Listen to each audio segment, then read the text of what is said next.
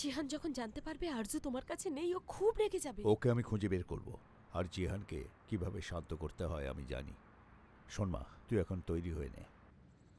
তৈরি হব মানে কি বলতে চাইছো তুমি? ওই বাড়িতে থাকা যাবে না, আমি কাউকে পাঠাচ্ছি। শুনতে পেলি?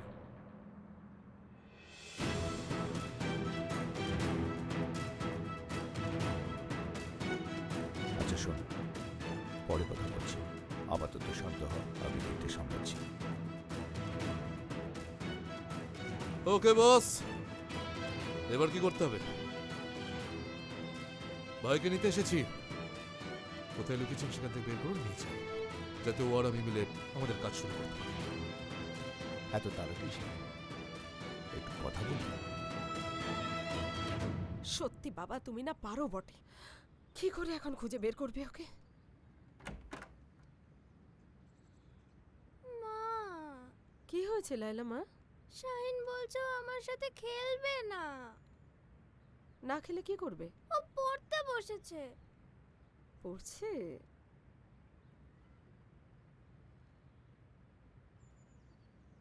শাহিন,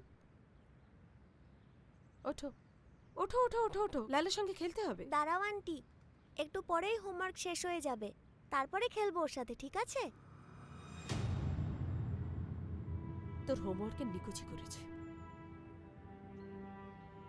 ওঠ, তুই এখন আমার মেয়ের সাথে খেলবি। খেলবে তো মা? হ্যাঁ, খুব ভালো। এটাকে ছেড়ো তো। কিন্তু মা, আমরা এটা দিয়ে কাগজের প্লেন বানাবো, খুব মজা হবে। মা, আমি এটা এখানে রেখে দিই, শাহিনের পড়াশোনা হয়ে যাক, তারপরে আমরা খেলবো।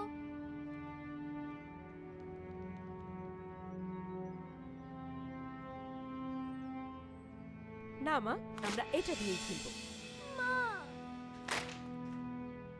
এইভাবে। আন্টি প্লিজ এগুলো ছিঁড়ো না, ওতে আমার হোমওয়ার্ক আছে তো।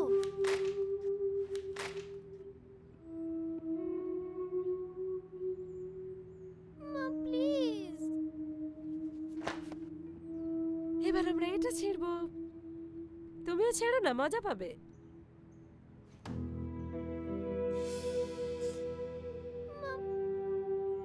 মন দিয়ে শোন, এখন থেকে আমার মেয়ে খেলতে চাইলে খেলবি, বুঝতে পেরেছিস? আচ্ছা, আমার লাগছে আন্টি, ছাড়ো প্লিজ। বুঝতে পেরেছিস? হ্যাঁ, আমি বুঝতে পেরেছি, সরি, আর হবে না, প্লিজ, লাগছে আমার। শোন ছেলে, এবার তোমরা দুজন মন দিয়ে ভালো করে খেলো। খুব ব্যথা করছে। হ্যাঁ, খুব ব্যথা করছে। ডাকুন আমার ভাইকে। ও নেই আমার কাছে। আমাকে মিথ্যে বলেছেন আপনি?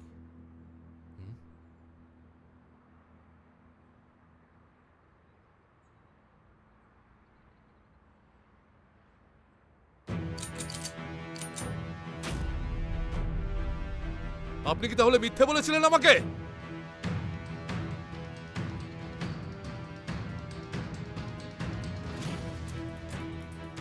যদি মিথ্যে বলিও কি করবে?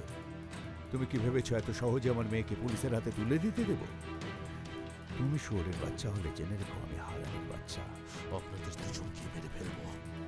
মারো, সব জায়গায় খবর ছড়িয়ে দেবে। সবাইকে বলেছি আরজুকে জানাতে যেন আমায় ভয় না পায়। আর একবার যেই তোমার ভাই বাইরে বেরিয়ে আসবে, ওকে সোজা টেনে নিয়ে আসবো আমি তোমার কাছে। মাত্র 3 দিন। যদি 3 দিনের মধ্যে আমার ভাই সুস্থ শরীরে না ফেলে, তাহলে জানেন তো কি হবে? তোমার ভাইকে পাবে, আমি ফিরিয়ে দেবো ওকে, একদম নিরাপদে নিজের হাতে ওকে তোমার হাতে তুলে দেব।